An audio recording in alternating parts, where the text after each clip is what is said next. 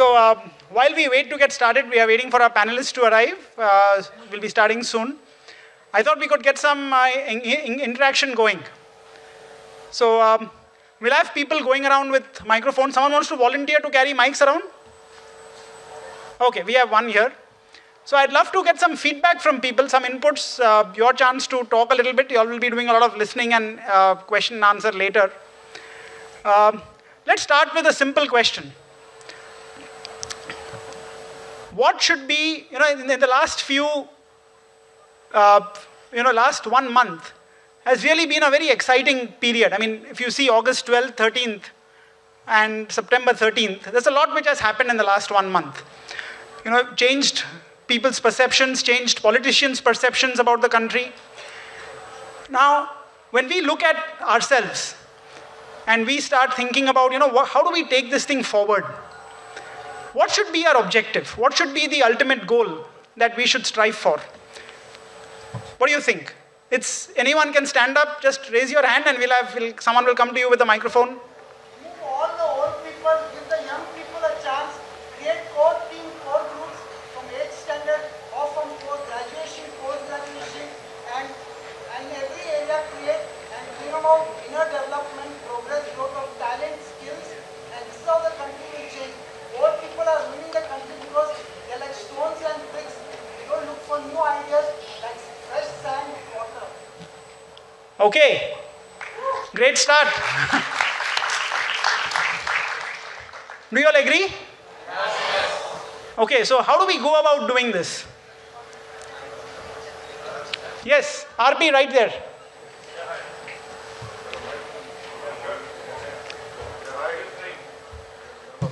Just introduce yourself so everyone knows who you are. A little bit about yourself, name and so on. Yeah, good evening, ladies and gentlemen. I'm Advocate Shreyas Rao, a lawyer by vocation, practicing in general litigation, both on the criminal and civil side. I'm of the firm view that legal education ought to be incorporated in school curriculum, for that matter, college curriculum today. Not just that, the basic, what the Constitution constitutes. Right. The basic rights, knowledge about right to information. Because as of today, we don't live in a democracy. It's basically idiocracy and mobocracy. Now, for instance, to vote for a right candidate, it's very important for every individual to make an informed choice. Correct. We have Indian politics today is driven by populism, not elitism. So what you do, you lure voters living in slums, rural areas with alcohol or something on the preceding day of the election and say you vote for this particular candidate. They're not making an informed choice. Okay, point taken. Thanks a lot, Shreyas. Yeah, thanks. So a couple of points. One is keep your interventions short so we can get more people to participate and talk. And of course, introduce yourself. I should do that myself. I'm Rajesh Jain. I'm the national convener for Friends of BJP. I'm also a serial entrepreneur. About, about 27 years ago, I passed out from Xavier's College.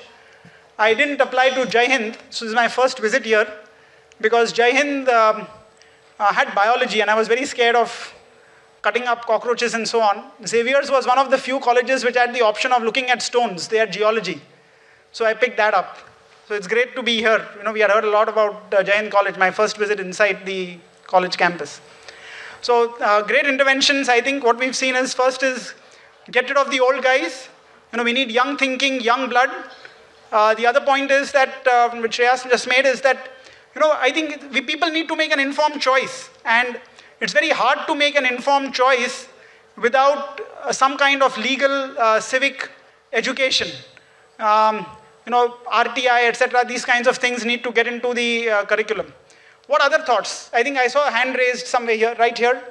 Can we get the microphone here, please? Okay. Yeah, please go ahead.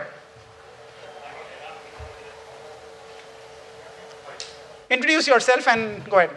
And keep the intervention to about a minute or two, please. Yeah, my name is Naveen Pandya. I am activist for good governance. I agree with the advocate Mr. Rao. See, informed choice depends on education. Now, government is spreading this voters' education, investors' educations, but why not voters' education?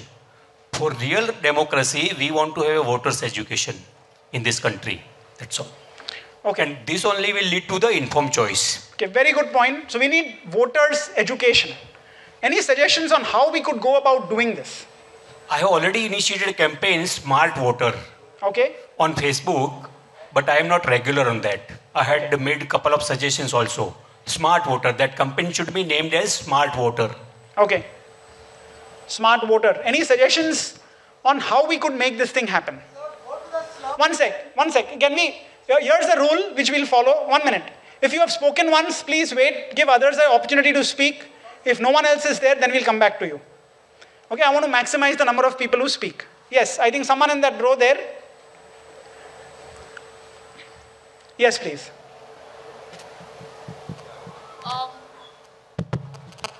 What I think, Introduce yourself, name and college.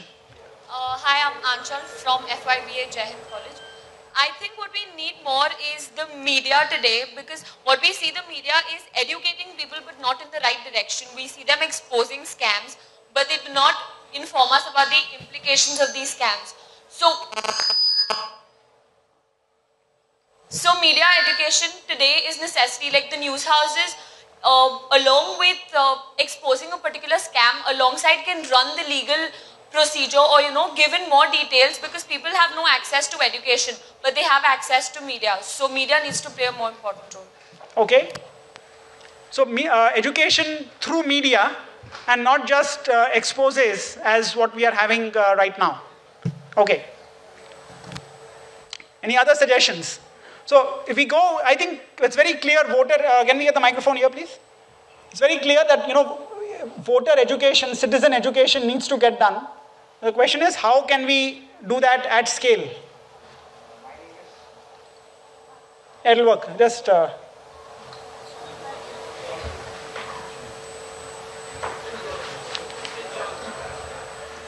okay. Just give it here. Hello. Yeah. My name is Karan and I'm from FIJC Jai Hind College. I do think that politicians should increase the communication between normal people and politicians, because everyone knows who's Shah Rukh Khan but no one knows his Chidambaram. Okay. Okay, next to you right there.